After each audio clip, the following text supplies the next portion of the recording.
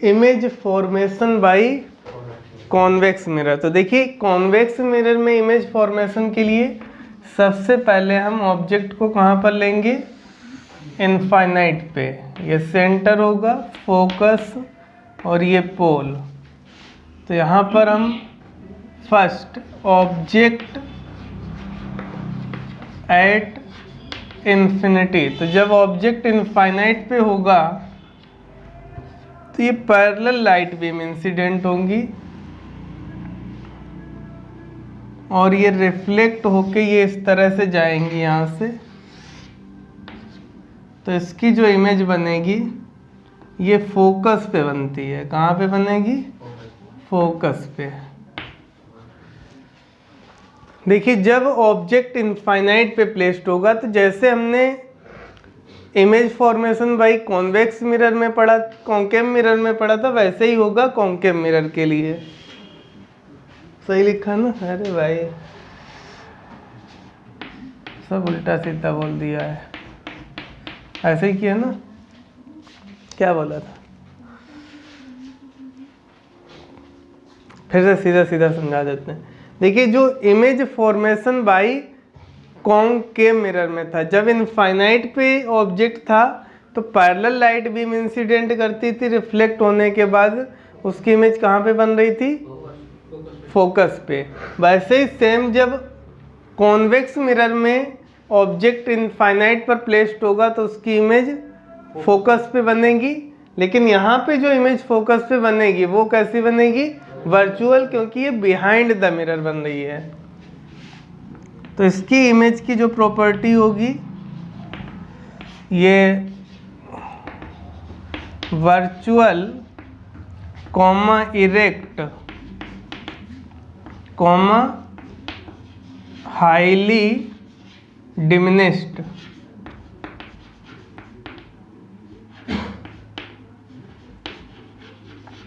और कैसी बन रही है, एट फोकस। इसके बाद नेक्स्ट, जब ऑब्जेक्ट को हम फाइनाइट डिस्टेंस पे रखेंगे,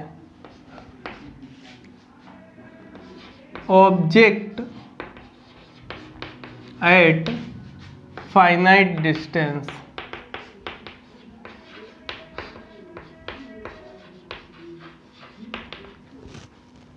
यहाँ पर बियॉन्ड सेंटर और बिहाइंड सेंटर ऐसा कुछ भी नहीं आने वाला है,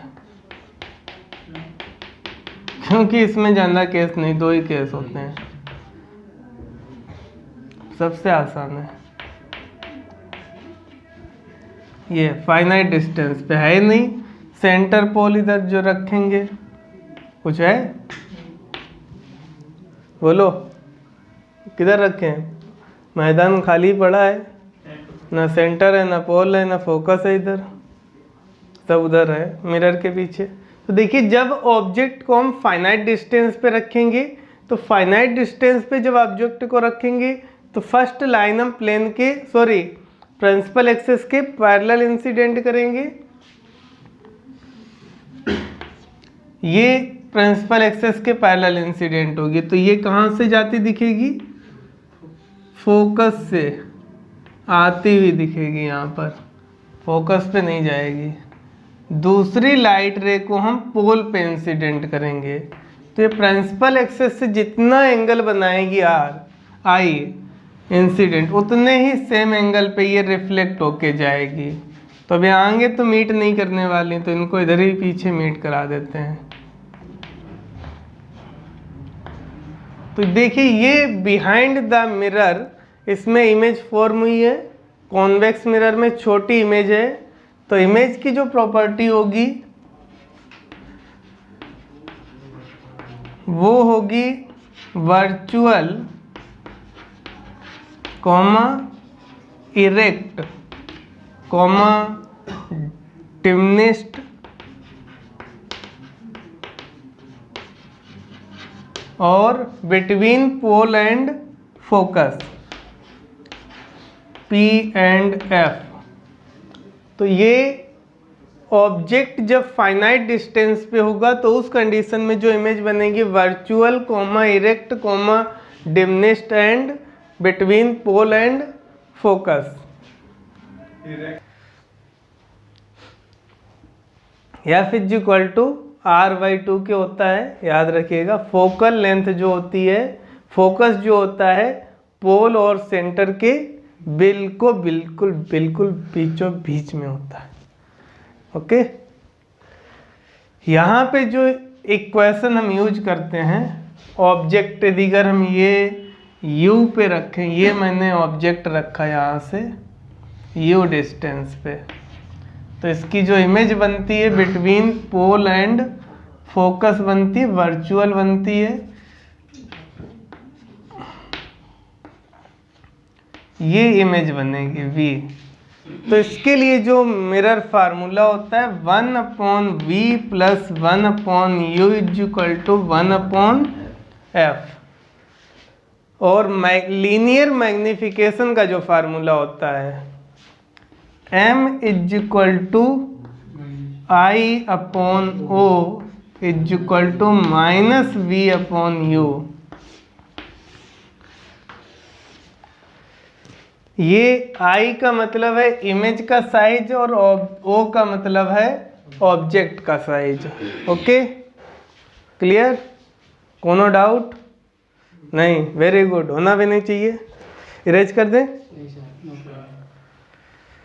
एक ऑब्जेक्ट ये प्लेस्ड है O,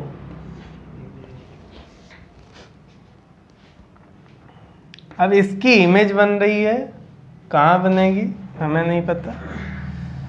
इसकी फोकल लेंथ दी गई है,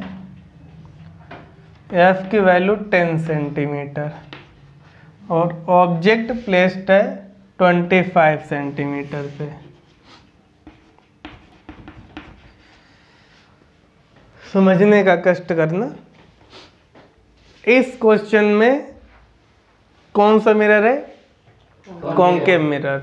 तो कॉन्केव मिरर के सामने एक ऑब्जेक्ट रखा हुआ है। इस कॉन्केव मिरर की जो फोकल लेंथ है F की वैल्यू 10 सेंटीमीटर है और ऑब्जेक्ट 25 सेंटीमीटर पर प्लेस्ड है। तो इसके लिए इमेज बनेगी कहाँ पर, कैसी बनेगी? रियल, वर्चुअल, जैसी भी बने, उल्टी सीधी। और इमेज का साइज कितना होगा, सब कुछ फाइंड करना है। फिलहाल ये आप लोग नहीं, हम ही करा दे रहे। तो देखिए यहाँ पर इंसिडेंट लाइट रे की डायरेक्शन को मैंने बताया था साइन कन्वेंशन के तौर पे कैसा लेंगे, पॉजिटिव। तो यहाँ पर ये ऑब्जेक्ट जो रखा है U -25 सेंटीमीटर पे रखा है। फोकल लेंथ भी पोल से मेजर करेंगे तो F की वैल्यू -10 सेंटीमीटर होगी। V फाइंड करना है और इमेज की हाइट फाइंड करनी है। तो इसमें सबसे पहले हम 1/V + 1/U = 1/F formula apply करेंगे।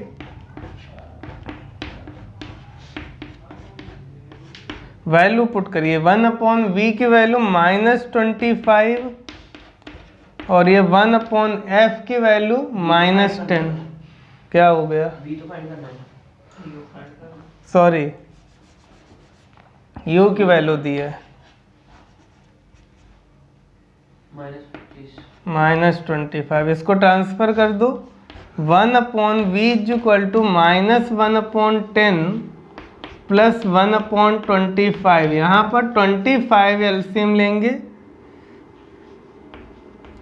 तो ये हो जाएगा -2.5 + 1 और ये -2.5 + 1 यानी -1.5/25।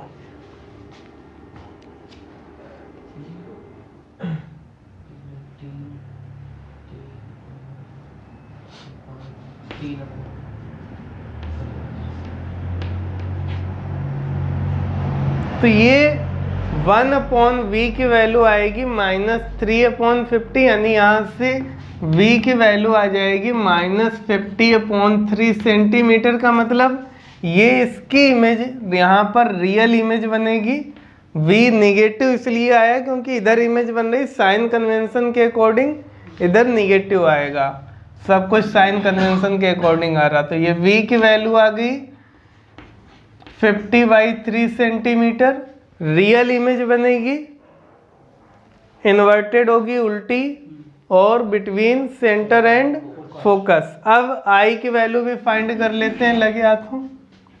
m = I/O -v/u। कुछ वैल्यू कम दी है इसमें, ऑब्जेक्ट का साइज तो दिए ही नहीं क्वेश्चन में, दे देते हैं, हमें देना है ना। I की वैल्यू 1 सेंट, अरे भाई फाइंड आउट करनी, ऑब्जेक्ट का साइज दिया है 1 सेंटीमीटर, माइनस v की वैल्यू आई है। अब यहाँ पर v की जो वैल्यू आई यही पुट करेंगे, -50/3,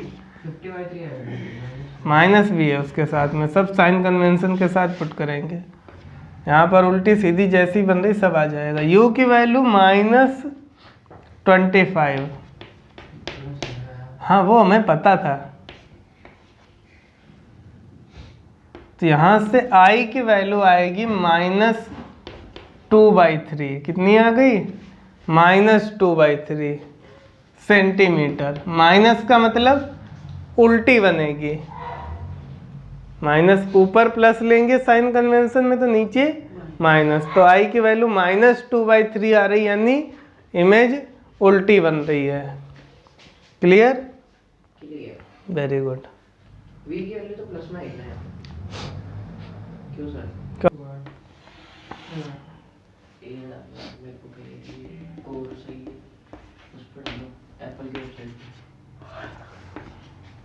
पे एक वीडियो वो ऑफर कर, अरे वो सुन सकते हैं 90।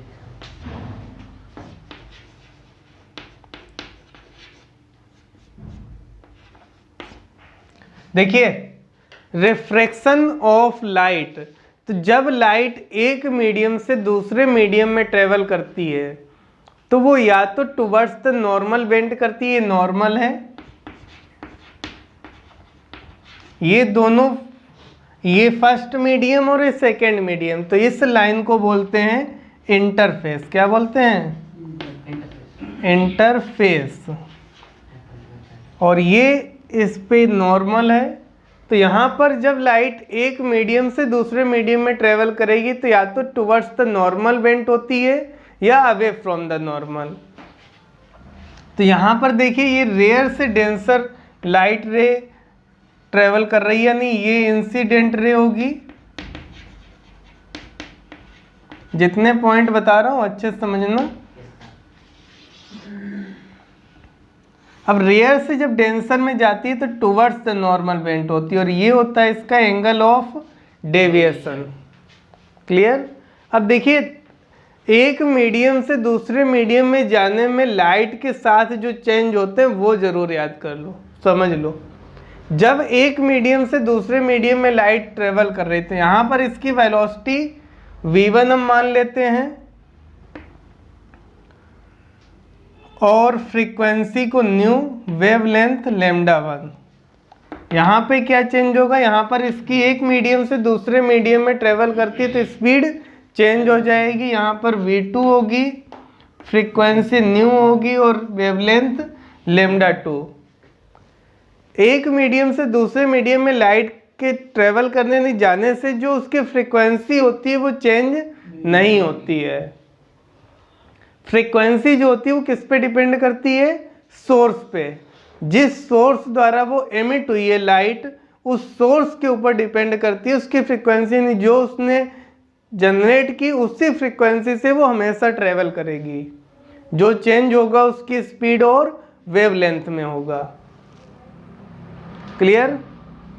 तो ये इंसिडेंट एंगल होगा, ये रिफ्लेक्शन एंगल होगा और यहाँ पर एंगल ऑफ डेविएशन की जो वैल्यू होगी डेल्टा, ये I माइनस R के इक्वल होगा।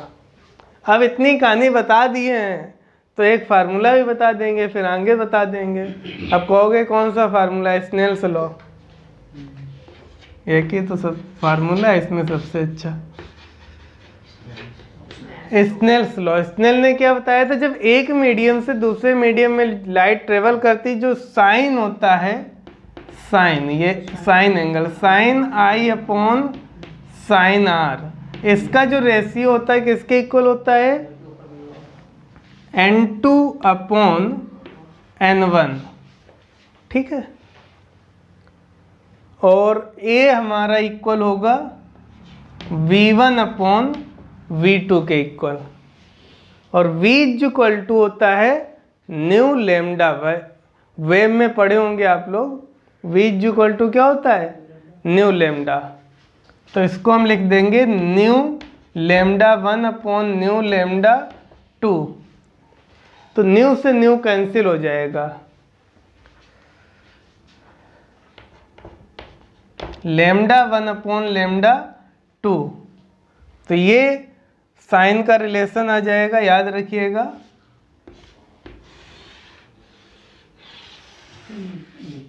वेवलेंथ है ना, कौन सा वेवलेंथ है,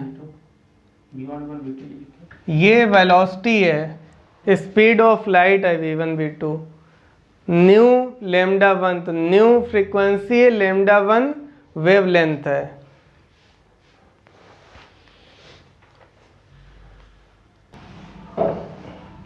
क्या हुआ, टाइम बता रहे हो। देखिए अब रेयर, डेंसर से रेयर में भेजते हैं।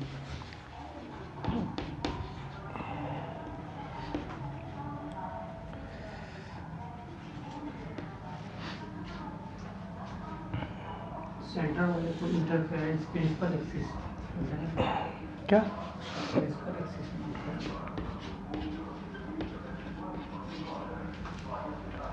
अब देखिए इसके बाद जब हम लाइट को कैसे इंसिडेंट कराएंगे, डेंसर से रेयर के लिए, जब डेंसर से रेयर में लाइट रे ट्रेवल करती है तो ये away from the normal bent होती है, ये रिफ्रैक्शन एंगल होगा और ये डेविएशन एंगल होगा। तो यहाँ से डेविएशन एंगल डेल्टा की वैल्यू जो आएगी ये r माइनस आई के इक्वल होगी, ये बड़ा है। अब हाँ, डेंसर से रेयर में जाती तो away from the normal bent होती है, और रेयर से डेंसर में आती है तो टुवर्ड्स द नॉर्मल बेंट होती है। ये इंसिडेंट रे है,